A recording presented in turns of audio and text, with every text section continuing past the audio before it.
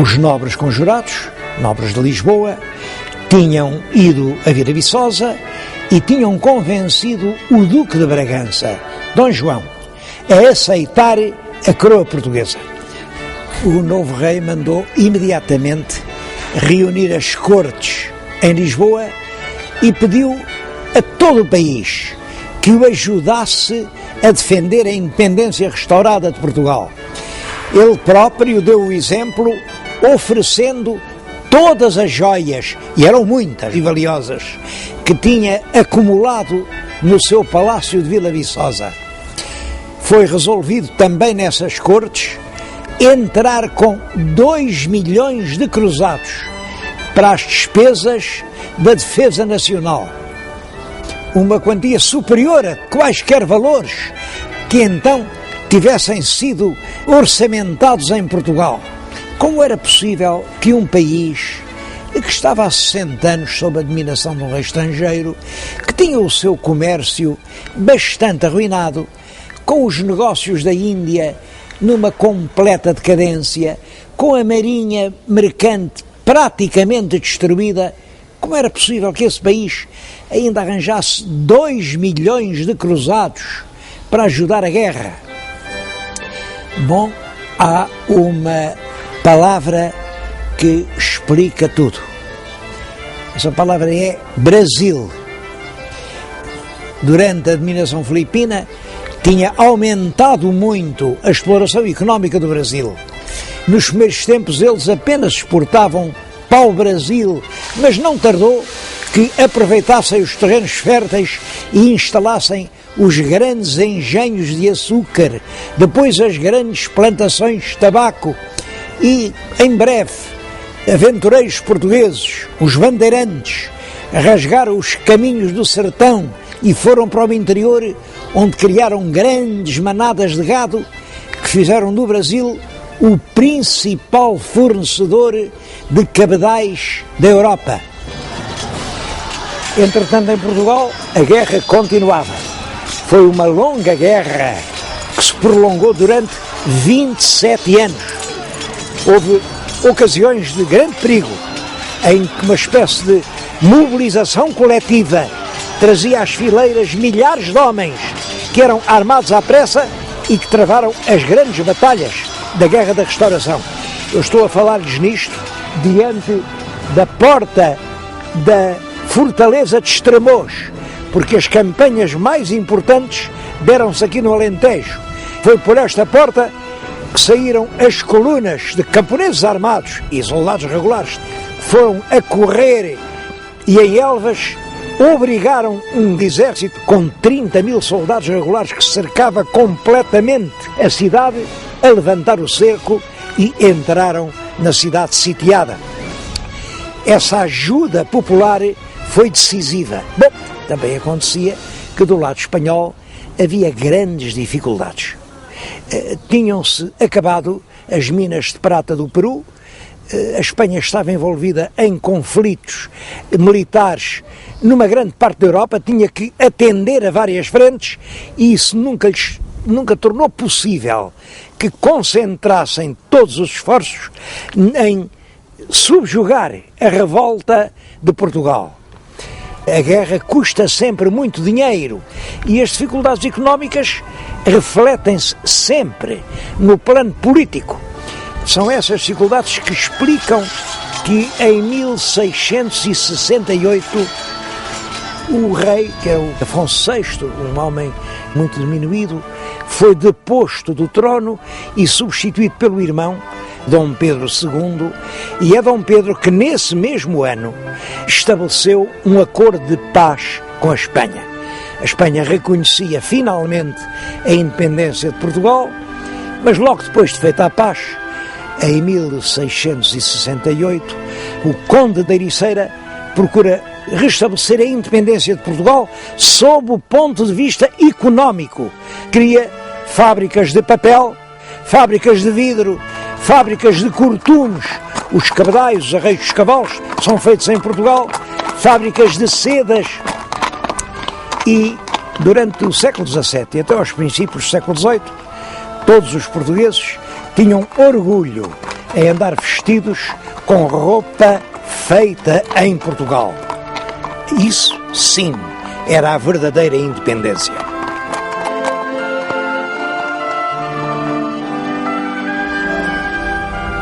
Já nos últimos anos do século XVII, 1698-99, foram descobertos grandes aluviões de ouro numa região do Brasil que, a partir de então, recebeu o nome de Minas Gerais.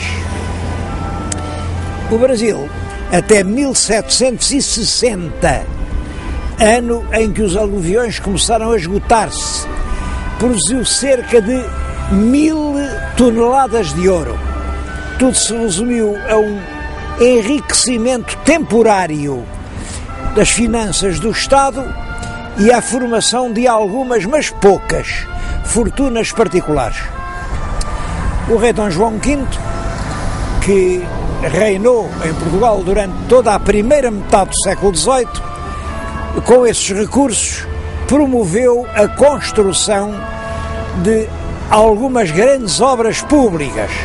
A mais célebre é este convento e palácio de Mafra, que ocupa realmente quase todo o reinado e que absorveu uma grande parte dos recursos vindos do Brasil. Construiu-se no Rio de Janeiro o Palácio do Governo, que é também uma outra grande construção.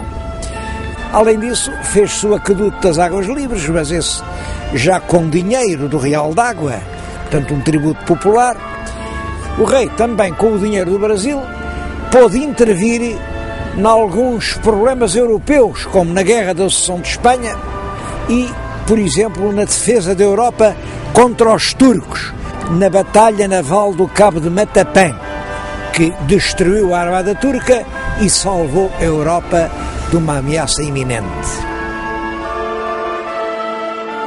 Uma excelente imagem para ilustrar essa política de prestígio do rei Dom João V é o coche que está junto de mim.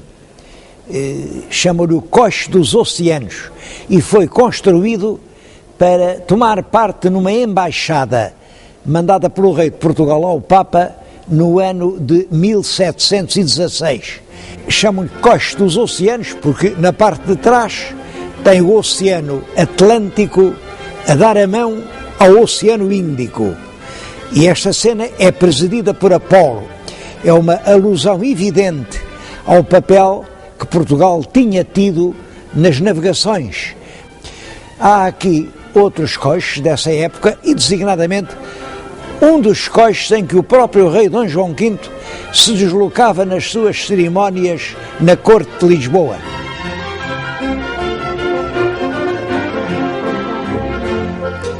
O rei Dom João V morreu em 1750 e sucede-lhe o filho primogênito, Dom José.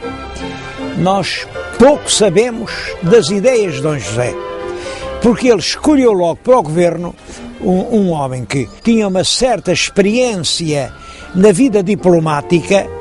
Esse homem chamava-se Sebastião José de Carvalho e Melo.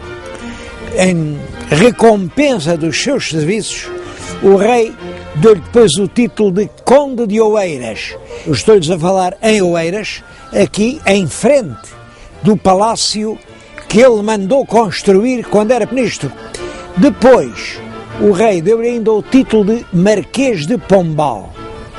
É das figuras mais discutidas da história portuguesa.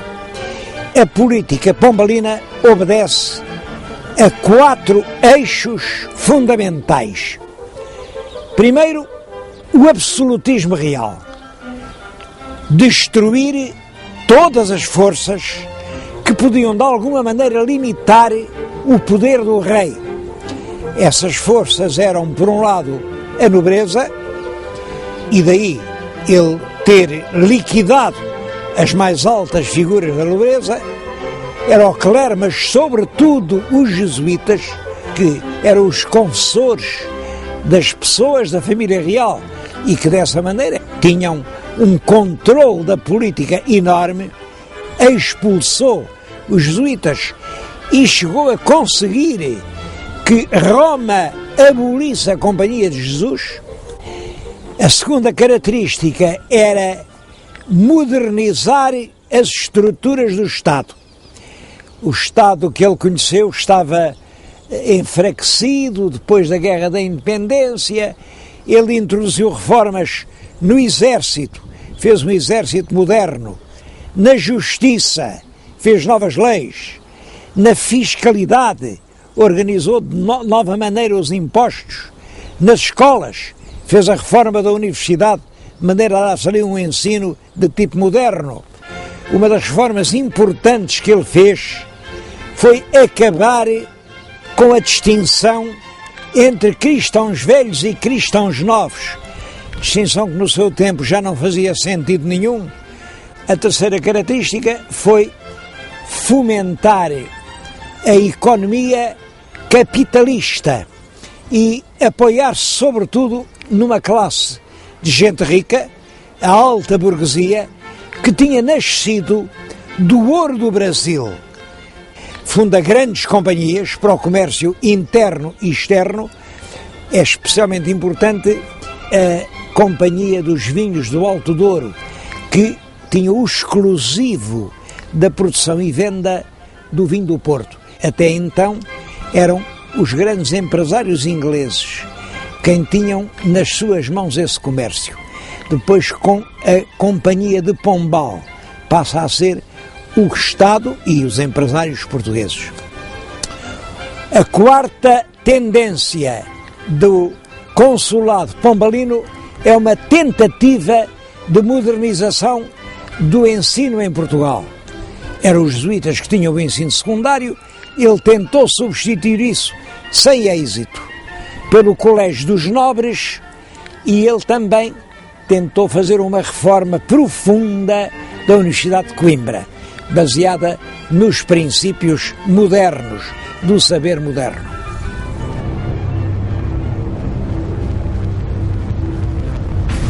A coisa mais importante desses 25 anos é o terremoto que no dia 1º de novembro de 1755 arrasou Lisboa.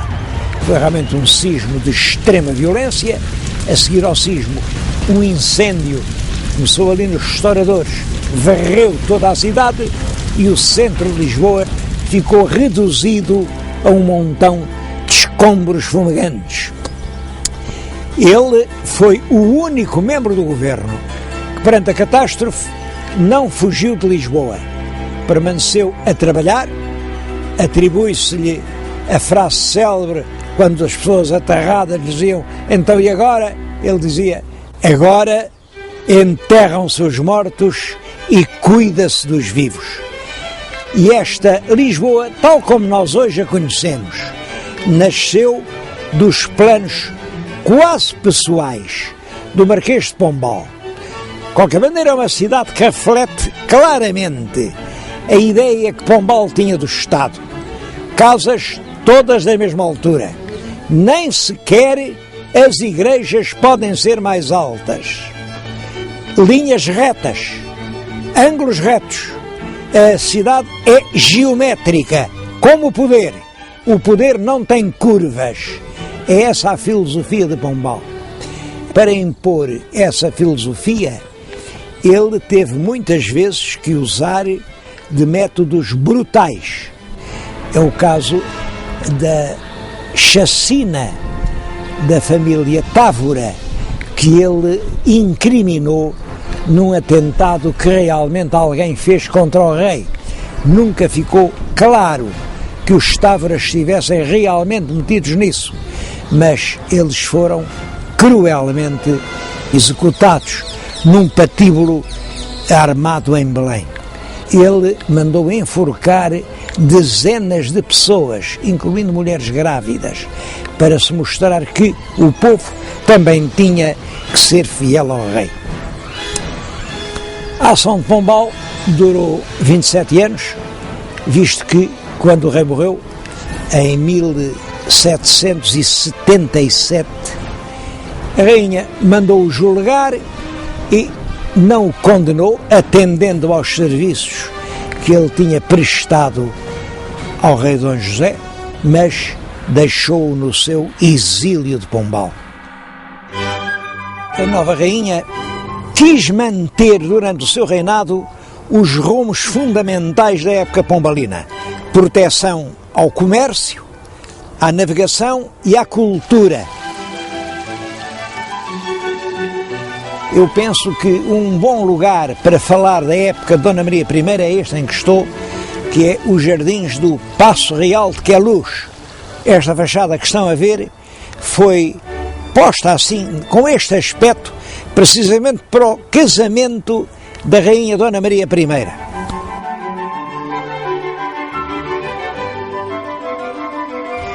Todo esse tempo foi ensombrado pelas convulsões europeias que se seguiram à Primeira Revolução Francesa. A Revolução é levada ao seu máximo com a execução do rei Luís XVI e da rainha Dona Maria Antonieta. O rumo que as coisas levavam em França mostravam que a monarquia tradicional e antiga corria risco. Por isso, a Áustria, a Inglaterra, a Prússia, a Rússia, a Espanha uniram-se todas em sucessivas coligações para derrubar o regime revolucionário da França. Portugal entrou na primeira coligação em 1794 e entramos como aliados dos espanhóis. É a chamada Guerra do Roussillon. Quando aquilo começou a correr mal, o governo espanhol faz as pazes com o governo francês e passa-se para o lado do governo revolucionário, e nós ficamos em guerra com um inimigo muito maior do que nós. A grande inimiga da França era a Inglaterra, e nós também não nos podíamos zangar com a Inglaterra, porque a Inglaterra era a verdadeira rainha dos mares, e nós nessa altura dependíamos economicamente da nossa ligação com o Brasil. Mas é claro, os franceses cada vez exigiram mais.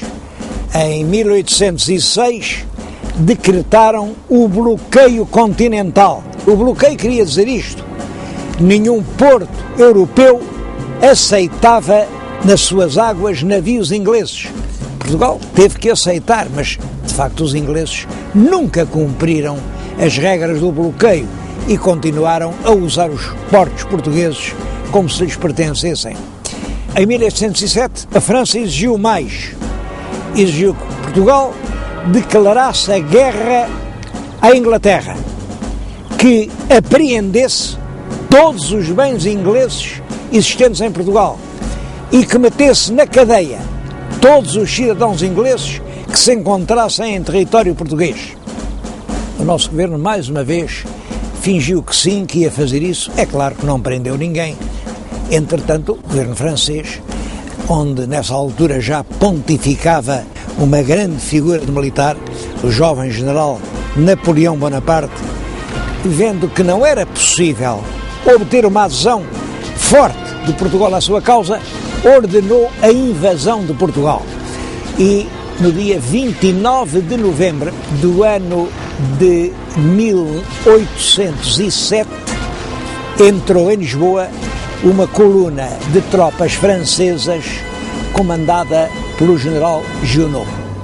Prevenida a tempo, a corte embarcou em navios portugueses, escoltada por naus inglesas, e dirigiu-se daqui ao Brasil. Rio de Janeiro foi durante 14 anos, desde 1808 a 1822, a verdadeira capital da monarquia portuguesa. Esse facto desencadeou um rápido e enorme desenvolvimento do Brasil. A rainha tinha enlouquecido e quem governava era o filho Dom João.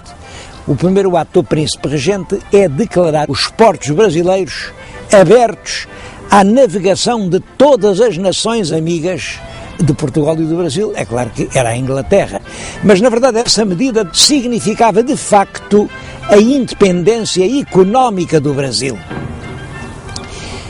Em França, a política tinha evoluído muito, porque daquela república revolucionária e sangrenta tinha-se passado a um diretório, porque na base da revolução estava a classe média, a alta classe média, queria paz, queria ordem para fazer negócios. E é isso que exprime o diretório. Do diretório passa-se ao consulado. O consulado é já uma forma de ditadura pessoal, onde se impõe Napoleão Bonaparte. É Bonaparte quem tem um plano de reforma da Europa, sob a forma de uma grande monarquia de família. Dentro dessa ideia, ele nomeia o irmão José rei de Espanha. Esse facto provoca um levantamento brutal de toda a população espanhola. A data é o 2 de maio. Não há espanhol que não saiba de cor essa data, porque é o título de um famoso quadro de Goya, em que se vêem os militares franceses a fuzilarem os populares que nas ruas de Madrid andaram a assaltar soldados franceses. Os franceses são acusados e o governo inglês julgou que estava uma boa oportunidade para desembarcar as suas tropas na península, entrar em França e poder bater-se com Napoleão. Portanto, prepara um bom exército, 8.800 homens, sob as ordens de um general muito prestigioso, o Wellesley, e pretende desembarcá-los na Corunha. Mas é curioso, os espanhóis disseram: não precisamos aqui da ajuda inglesa para nada. E eles tiveram que reembarcar e vieram até à Figueira da Foz, daquela região de Lavos. E aí, entre os dias 1 e 5 de agosto de 1808, desembarcaram no território português. O general Junot, que era o comandante da ocupação francesa, acorreu para tentar impedir o desembarque e a penetração dos ingleses, mas é batido em 2 combates violentos, o da Roliça e o do Vimeiro, e por isso ele tem que recolher a Lisboa e negocia à pressa uma convenção em Sintra. O Junot entregava Lisboa, os ingleses metiam o exército francês nos próprios navios britânicos e repatriavam-nos com todo o saque que os franceses tinham feito por toda a parte onde tinham passado. Houve um grande protesto, mas a verdade é que os portugueses não tinham tido intervenção nenhuma na guerra contra a França. Por isso, não foram chamados a tomar parte nas negociações da Convenção de Sintra. Napoleão decide então uma segunda invasão de Portugal. Era comandada pelo general Soult e entrou pela fronteira do norte. Bom, ao contrário do que aconteceu com a primeira invasão, que entrou pacificamente em Portugal, a segunda já encontrou uma enorme resistência popular.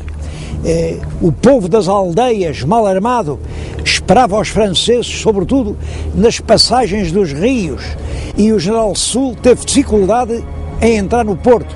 Conseguiu entrar, por sinal que essa entrada ficou marcada por uma tragédia. A multidão, espavorida, fugia por uma ponte de barcas. A ponte rompeu-se, ou alguém a interrompeu, e a multidão ia caindo. Isto provocou um número de vítimas enorme. Os ingleses, que estavam instalados em Lisboa, já agora acompanhados por tropas portuguesas, avançam para o norte e o general Soult não tinha forças para aguentar o ataque da força anglo-lusa e retirou. Foi novamente para a Galiza. Passado cerca de um ano, em 1810, Napoleão decide uma terceira invasão. É a invasão comandada pelo Marechal Massena. Dirige-se até a região de Coimbra, onde trava um combate muito violento com as tropas anglo-lusas. É a Batalha do Bussaco. Os franceses não conseguiram romper as linhas anglo-lusas, mas conseguiram contorná-las e dirigiram-se para Lisboa. Mas, entretanto, o Estado-Maior inglês tinha ordenado a construção de umas fortificações, as chamadas linhas de Torres Vedras. Era uma tripla linha de fortificações, muito habilmente dispostas, todas guarnecidas com muita artilharia. Os franceses nunca atacaram frontalmente as linhas, mas estiveram ali até à primavera de 1811 e nessa altura retiraram, mas foram sendo perseguidos pelo exército inglês e português. Essa guerra de Napoleão na Península Ibérica foi fatal para os seus projetos de uma Europa napoleónica, porque as tropas francesas sofreram um grande desgaste aqui, enquanto tinham que se bater aqui e também na frente leste. Em 1814, a sexta coligação, que era formada pela Inglaterra, pela Áustria, pela Rússia e pela Prússia, conseguiu derrotar completamente Napoleão e chega a entrar em Paris.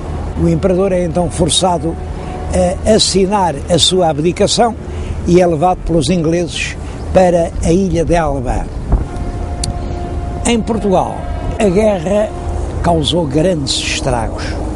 Os escritores que se ocuparam do assunto fazem este balanço: cerca de 5.000 mortos, 8.700 feridos graves, 6.500 prisioneiros ou desaparecidos, mas sobretudo é toda a nossa indústria que fica liquidada.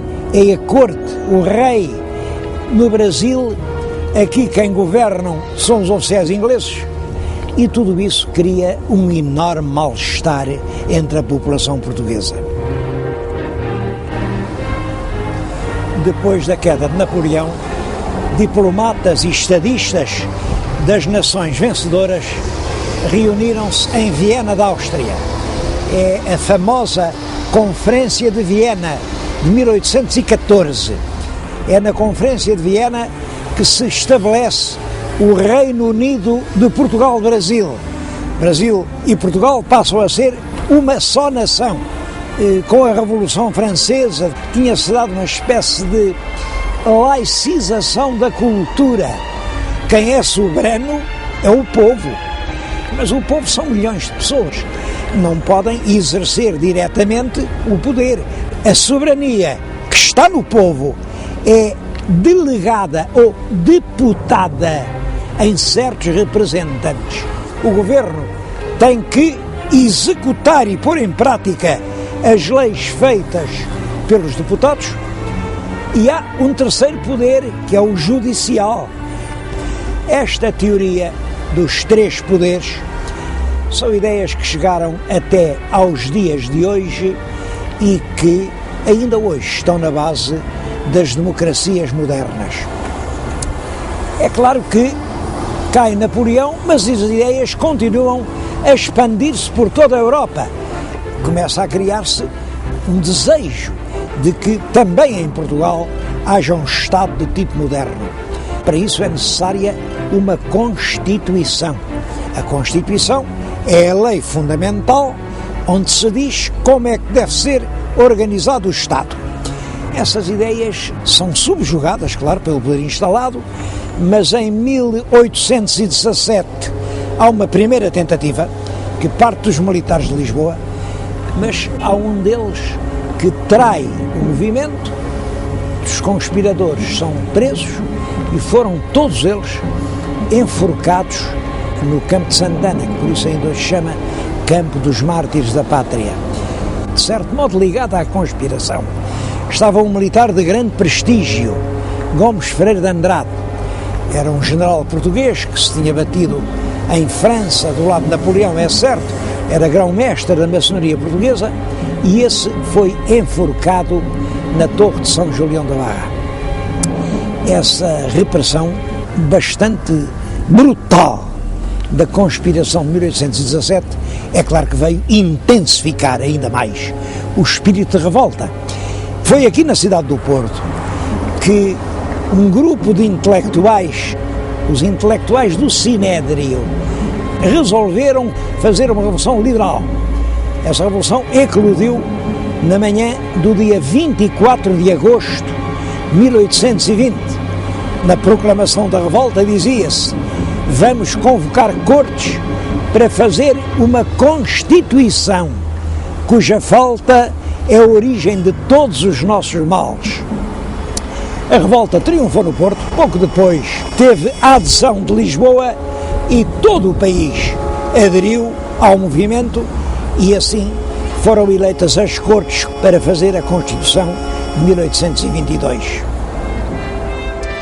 As Cortes Constituintes foram convocadas, reuniram-se em Lisboa, aqui neste Palácio das Necessidades.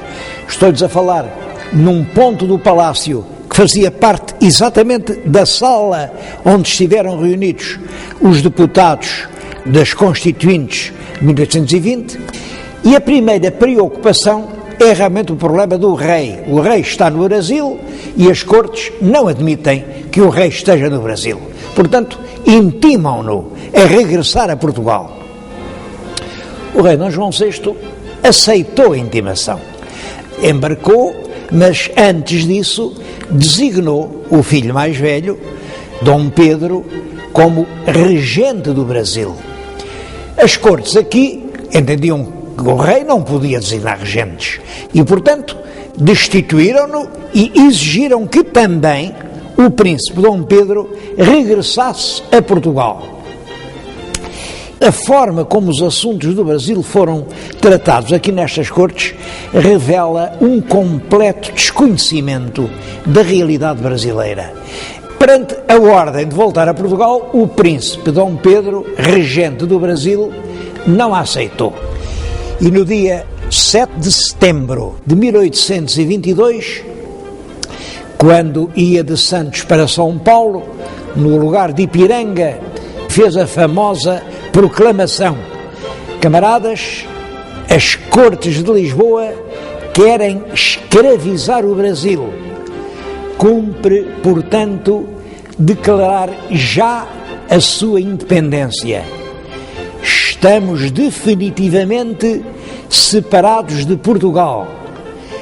Independência ou morte, seja a nossa divisa. Este movimento tinha o apoio de todos os setores políticos do Brasil, tinha também o apoio discreto da diplomacia inglesa e Portugal nada pôde fazer para obstar à imediata independência do Brasil.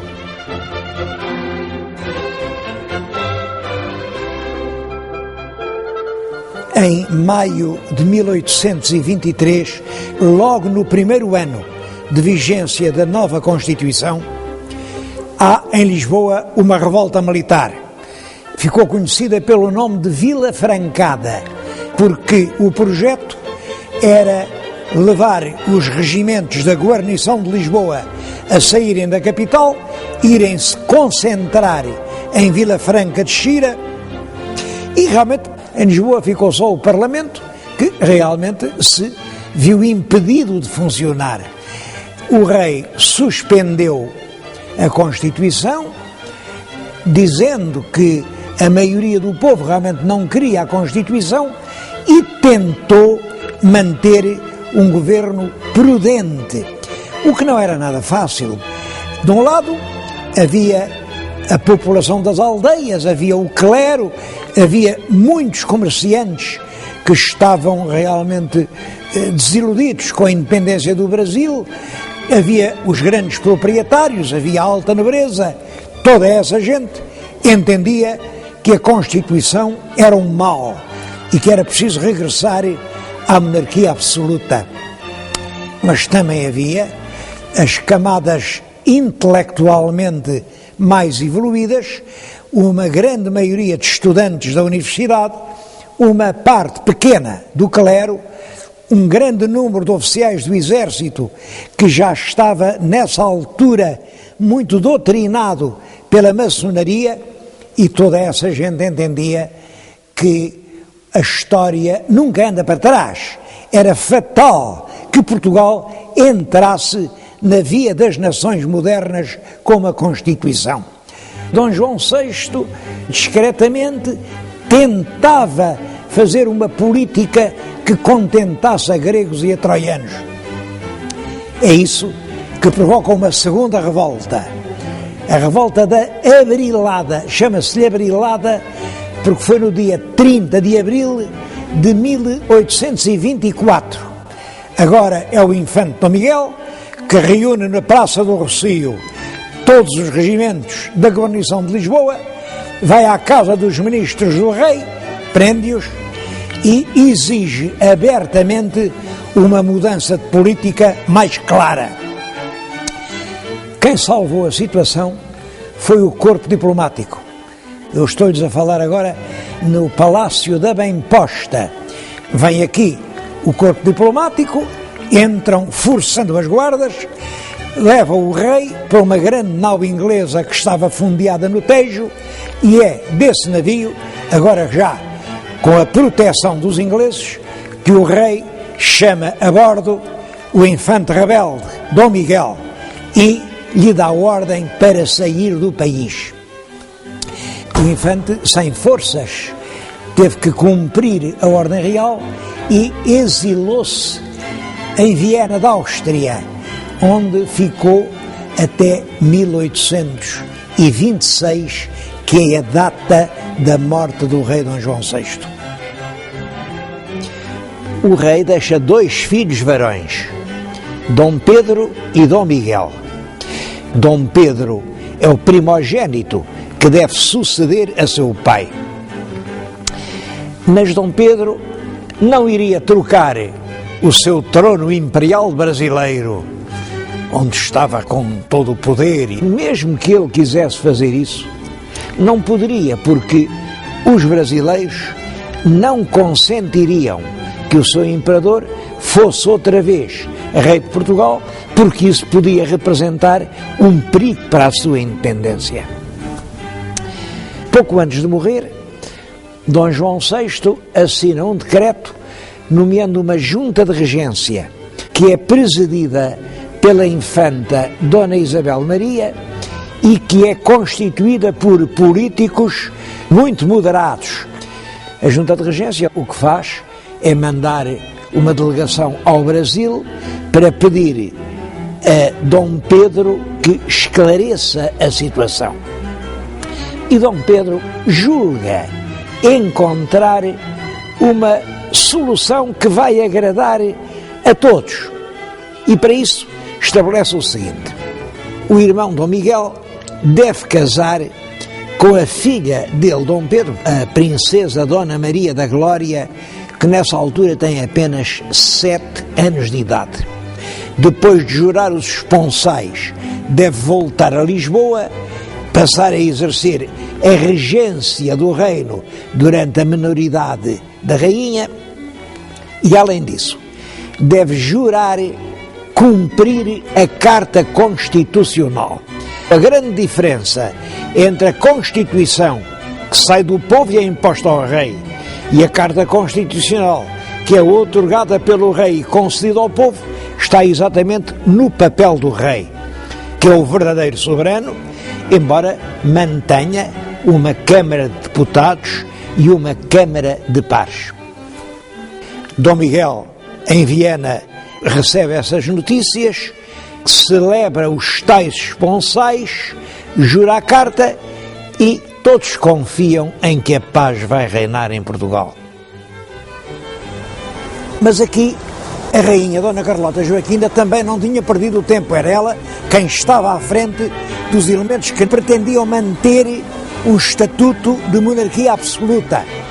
Portanto, quando Dom Miguel chega, ele é recebido com grandes manifestações populares e com o pedido de que se faça aclamar já rei, mas rei absoluto. Ele aceitou isso e no dia 18 de julho de 1828 foi aclamado rei de Portugal. A partir desse momento, o nosso país vê-se numa triste situação. É que tem dois monarcas. De um lado é Dom Miguel, que está a reinar, de facto, no território português. Do outro lado é a jovem rainha, Dona Maria II, ainda apenas na infância, e que andava lá nos seus exílios por França, pela Inglaterra. Quando se soube, em Coimbra, que Dom Miguel era rei absoluto, a Universidade resolveu mandar uma deputação a Lisboa para felicitar o rei. Podem calcular a indignação que isso causou nos estudantes liberais. E então um grupo de estudantes resolveu não deixar que os lentes chegassem a Lisboa. Assaltou-os num pinhal em Condeixa, matou 2, feriu 4.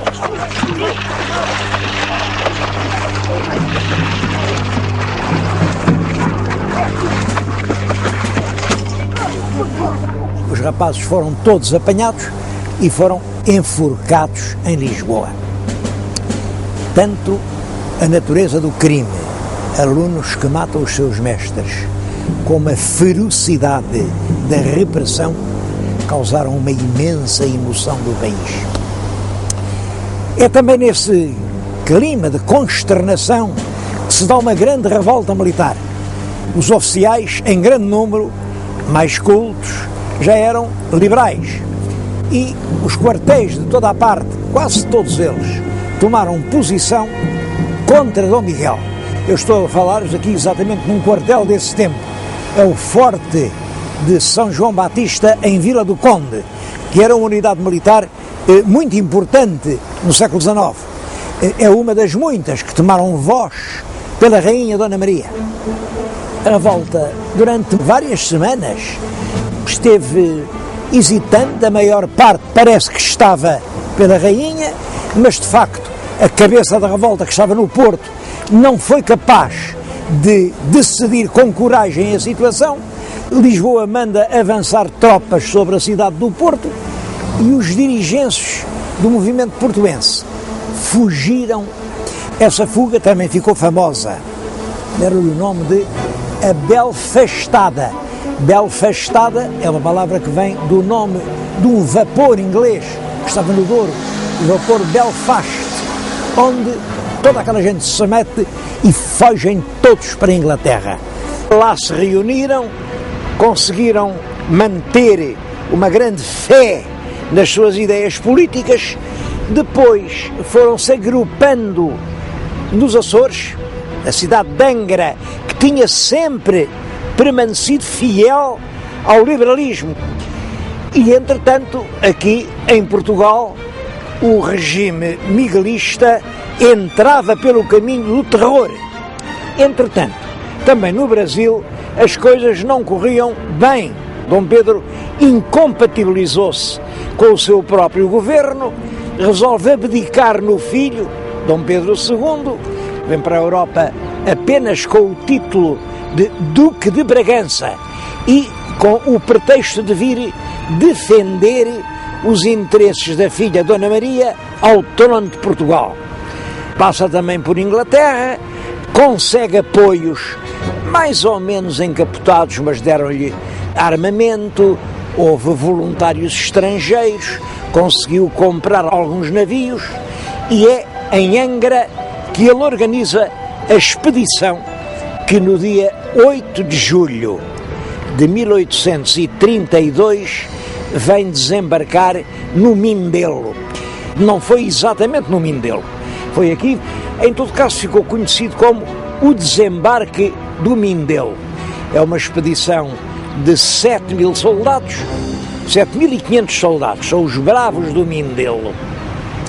E poucos anos depois, em 1840, erigiram aquele monumento que tem escrito o discurso que o Duque de Bragança, o ex-imperador do Brasil, dirigiu às suas tropas aqui ao largo, ainda antes de desembarcar. Soldados, a empresa é toda de glória, a causa é justa, a vitória é certa.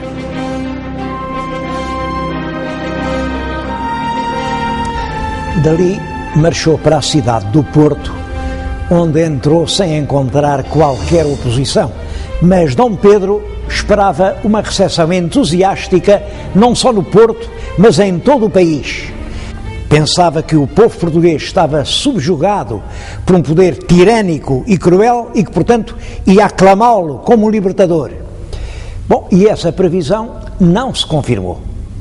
Pelo contrário, as camadas populares, que em grande parte estavam ainda sob a influência da Igreja e do clero, mostravam-se bastante reticentes, bastante receosas dos liberais, porque viam na Revolução uma ameaça, como então se dizia, ao trono e ao altar. Dom Pedro e o exército liberal viram-se, portanto, cercados dentro da cidade do Porto durante cerca de um ano. O que estamos a ver agora é um desenho feito por um oficial miguelista que nos mostra um grande canhão do exército de Dom Miguel a fazer fogo sobre a cidade do Porto. A certa altura veio uma epidemia de cólera morbus que fez centenas de vítimas e a desproporção das forças era realmente enorme. O exército de Dom Miguel era de perto de 80 mil homens, ao passo que o exército liberal não tinha mais de 7 mil combatentes. No verão de 1833, a derrota dos liberais parecia iminente.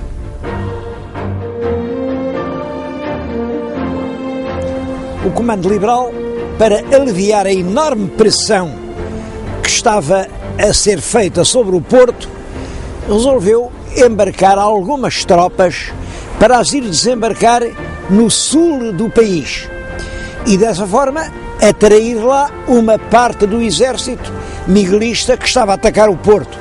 Sai uma pequena expedição por mar, vai desembarcar no Algarve, no sítio de Cacela a Velha.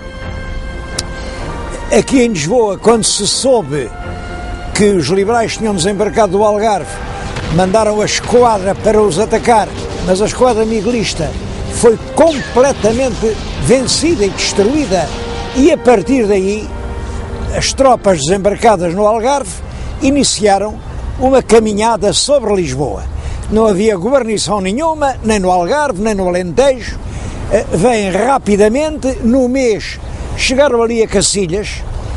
É em Cacilhas que se opõe a primeira resistência, primeira e última, porque as tropas miguelistas que tentaram deter os liberais foram completamente derrotadas. Os barcos liberais atravessam o Tejo e no dia 24 de julho de 1833 vêm desembarcar aqui, mas o ponto do desembarque está marcado pela estátua ao Duque da Terceira, que era o oficial-general que comandava realmente essa expedição. Também a avenida que começa aqui chama-se Avenida 24 de Julho. O facto dos liberais agora terem a capital do país na sua mão veio abrir-lhes possibilidades inteiramente novas.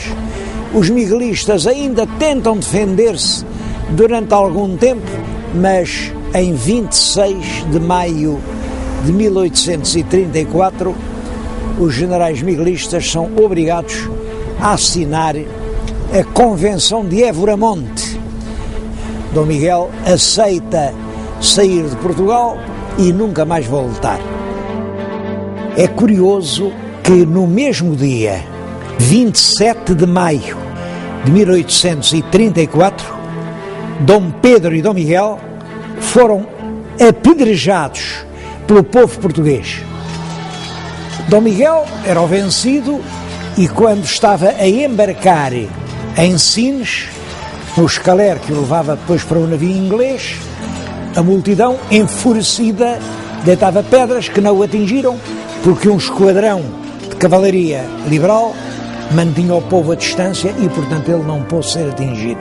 O irmão Dom Pedro, Duque de Bragança, que tinha sido por um instante Dom Pedro IV, rei de Portugal, e por alguns anos Pedro I, imperador do Brasil, nesse mesmo dia, para festejar a vitória, foi ao Teatro São Carlos E quando assumou no camarote real, o público começou a apedrejá-lo com patacas.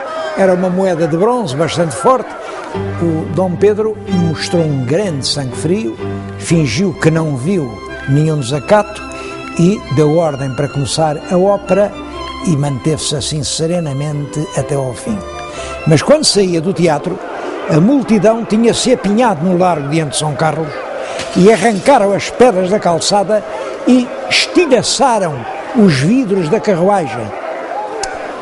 Os burgueses de sobrecasaca que enchiam a plateia de São Carlos não compreendiam que Dom Pedro tivesse sido tão generoso para com seu irmão Miguel. Entendiam que o devia prender e enforcar, como aliás Dom Miguel tinha mandado enforcar tanta gente. Nessa noite, desgostoso, Dom Pedro regressa numa carruagem a Queluz, deitou-se e teve a sua primeira hemoptise. A hemoptise é uma golfada de sangue pela boca. Durante os trabalhos violentos da Guerra Civil, ele tinha sido atingido por uma tuberculose pulmonar que não tinha curado. Nem então a medicina tinha maneira de curar. Este é o quarto Dom Quixote. É realmente uma das divisões mais bonitas da nossa arquitetura do século XVIII. Representa cenas da história do Dom Quixote, do Cervantes, e foi aqui que Dom Pedro, Duque de Bragança, que conquistou as instituições liberais para Portugal, terminou os seus dias. Quando ele morreu, a filha, a tal Dona Maria da Glória, de quem já lhes falei, era uma criança, mas casaram-na com um príncipe alemão, e quem tinha o governo nesses anos muito difíceis era o Duque de Palmela. Era um liberal inteligente, ponderado, um grande estadista. Foi nesse ambiente inquieto que se deu a Revolução dos dias 9 e 10 de setembro de 1836. A chamada Revolução de Setembro. Tudo se limitou a isto. Fizeram-se eleições. No Porto ganharam os deputados da oposição ao governo e uma boa parte do povo de Lisboa correu ao Terreiro de Paço para festejar os deputados. Claro que o governo não gostou, porque aclamar deputados da oposição era o mesmo que manifestar-se contra o governo. E então mandou tropas para impedir que a manifestação se realizasse. Mas as tropas o que fizeram foi confraternizar com o povo.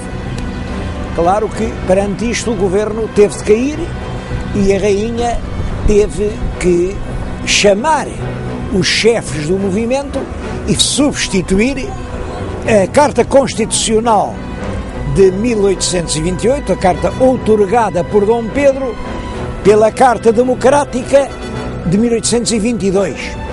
A rainha teve que ir ao Palácio das Cortes e jurou que cumpriria a Constituição e punha de parte a Carta. É claro que os políticos mais conhecedores e realistas, sobretudo o Passos Manuel, sabiam perfeitamente que a Constituição de 22 era muito radical, entregava praticamente o governo ao Parlamento, qualquer pequeno assunto para ser resolvido implicava imensas discussões e suspenderam a Carta Constitucional, mas também suspenderam a Constituição de 22 e disseram que entravam num regime transitório, portanto numa ditadura, até prepararem uma outra Constituição. Os políticos mais conservadores não perderam tempo e, com o apoio dos ingleses e também com o apoio dos belgas, resolveram dar um contragolpe. A Inglaterra mandou uns navios de guerra que ficaram no Tejo para proteger o palácio. A rainha chamou o governo e disse-lhes: pronto, agora está suspensa a vossa revolução e volta a entrar em pleno vigor a Carta Constitucional. Mas os revolucionários, que tinham realmente o apoio do povo, juntaram milhares e milhares de pessoas, marcharam sobre Belém e aqui a rainha, sem tropas para se defender, foi obrigada a desistir do seu contragolpe. É isso que se chama a Belenzada, que se passa ainda no ano de 36 e que marca o triunfo das forças populares do lado mais democrático da Revolução Liberal.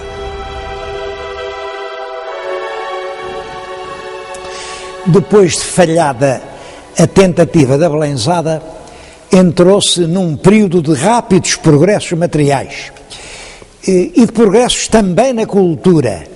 O governo fez medidas de proteção ao ensino primário e criou muitas escolas.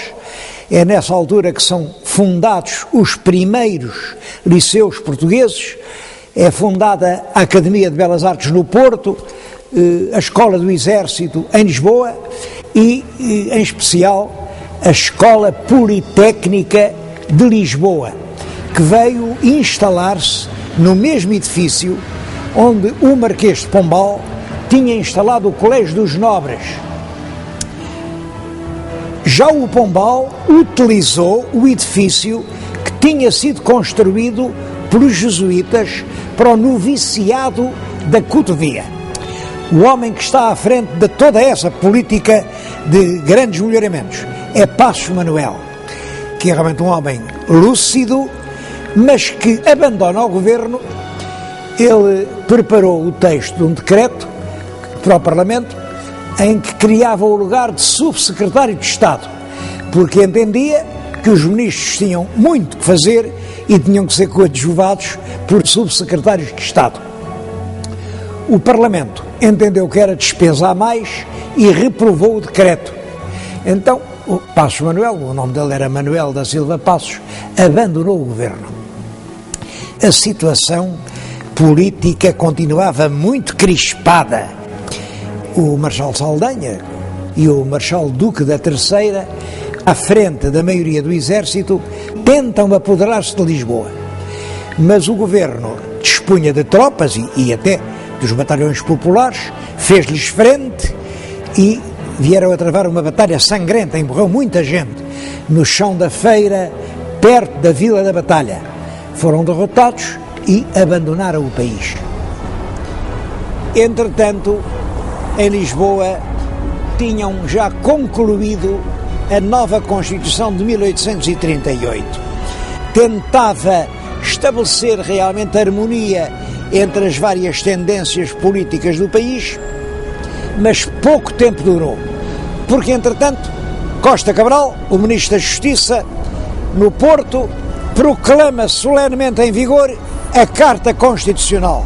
É claro, é um golpe de Estado que deixou perplexas as forças de Lisboa, mas poucos dias depois Lisboa adere e assim se regressa ao cartismo, depois do breve intervalo aberto pela Revolução de Setembro.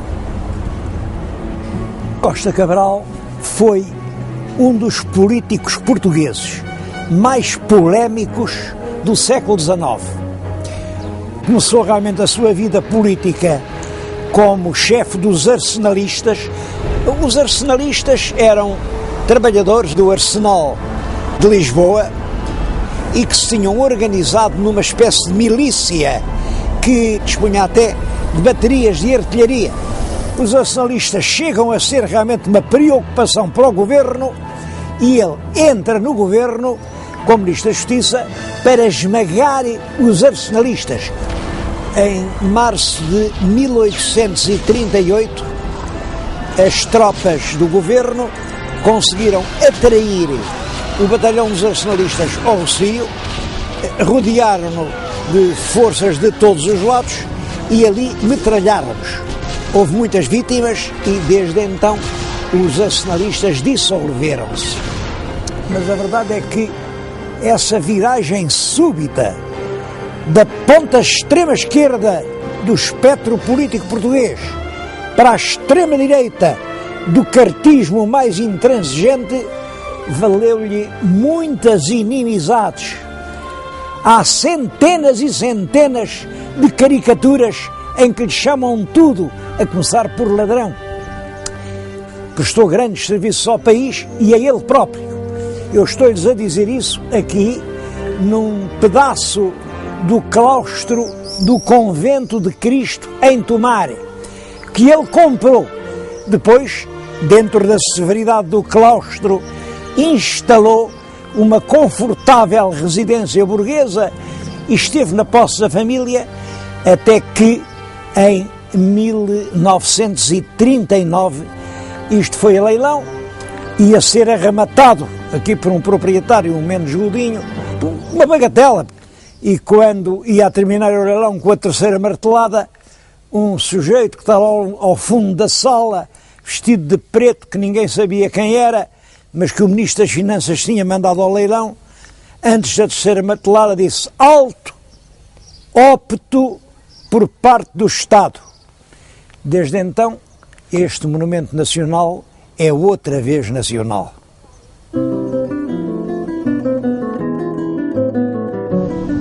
Algumas das leis de Costa Cabral, como a lei que mandava elaborar as matrizes do registro predial, outra lei que proibia o enterramento dos cadáveres dentro das igrejas. Claro que esse enterramento era uma fonte de doenças. Bom, mas essas leis provocaram nas regiões, enfim, menos desenvolvidas do país um grande descontentamento popular.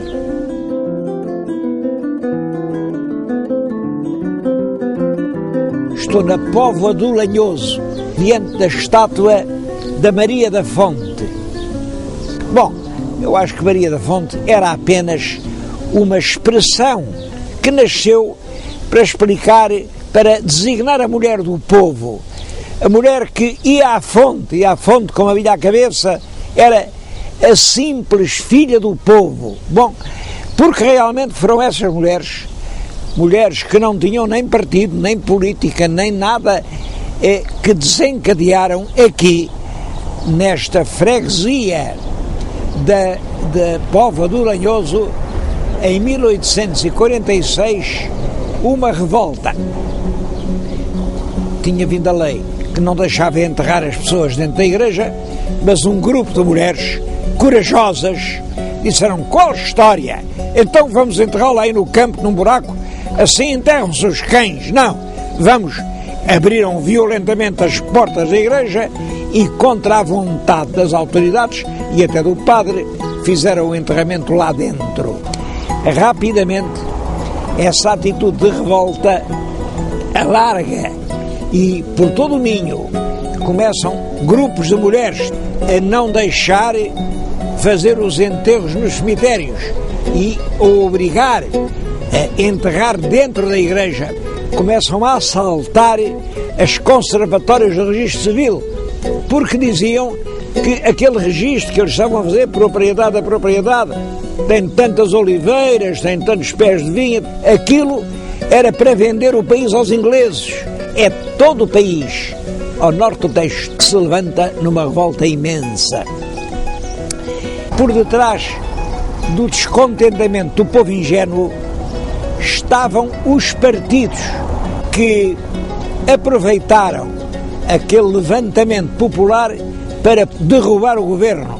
Uma das cantigas que se cantavam nessa altura era: olha, a Maria da Fonte não é mulher como as mais, traz pistolas à cintura para matar os cabrais. Esse ódio aos cabrais vinha dos setembristas, mas foi indispensável mandar embora os cabrais. A verdade é que a rainha demeteu o governo, mas 2 ou 3 meses depois voltou a chamar o mesmo pessoal político. É esse regresso do pessoal demitido em consequência da Revolução da Maria da Fonte, chamou-se a emboscada. A emboscada, porque a verdade é esta: a rainha tinha prometido mandar embora os cabrais e afinal não fez. E a emboscada provocou uma indignação enorme. É a revolta da Patuleia. Esta palavra Patuleia tem originado umas certas especulações. Há até aí livros onde se diz que Patuleia vem de pata ao léu. Isto é um disparate completo, porque nessa altura toda a gente andava com os pés descalços. Toda a gente do povo, naturalmente. O povo andava com o pé descalço. Portanto, Patuleia é um espanholismo. A palavra aparece em Espanha, na mesma altura, meados do século XIX, e Patuleia quer dizer tropa indisciplinada. A verdade é que a Patuleia ia ganhando a guerra. A guerra durou quase um ano, desde outubro de 1846 até junho de 1847. Durante todo esse tempo, os portugueses mataram-se uns aos outros. Quando as tropas da Patuleia estavam prestes a apoderar-se de Lisboa, intervêm as grandes potências da Europa da Quádrupla Aliança.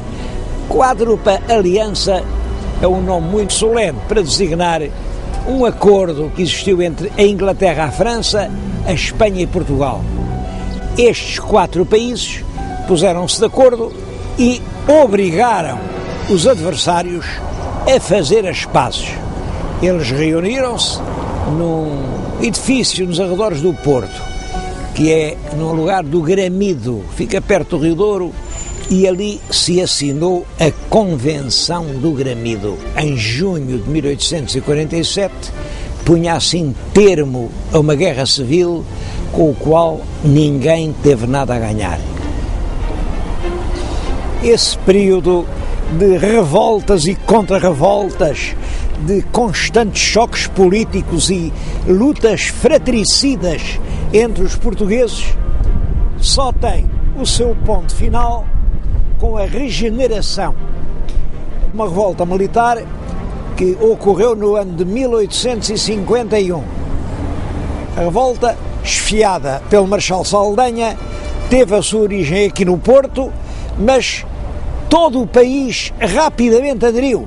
O governo competia liquidar a revolta, mas o general em chefe das Forças Armadas, o próprio marido da rainha, o rei Dom Fernando de Saxe-Coburgo-Gotha, põe-se à frente do exército e vem a caminho do Porto, mas tão lentamente, parando em cada sítio, inclusivamente quando encontrava tropas que se dirigiam para o Porto para alinhar na revolta, dizia com toda a gentileza: fazem favor de passar, fazem favor de passar. Bom, é claro que tudo indica que o próprio rei Dom Fernando estava metido nessa conspiração, à qual não foi alheio um homem muito inteligente, que era Alexandre Herculano. Deram-lhe o nome de regeneração a essa revolução, porque a ideia de regenerar, quer dizer, voltar a uma pureza primitiva, é uma aspiração que houve sempre em Portugal. Chamou-se regeneração à Revolução de 1820, chamou-se regeneração à usurpação de 1828, chamou-se regeneração ao triunfo liberal, chama-se regeneração agora, esta revolta de 51, vai-se chamar sempre regeneração a toda a transformação política, o que significa todas elas pretendem que estão a voltar a um passado, mas a um passado limpo de todos os seus males, de todos os seus vícios. Logo no ano seguinte, em 1852, foi decretado um ato adicional à Carta Constitucional, que veio atenuar muito as discordâncias que havia entre cartistas e setembristas.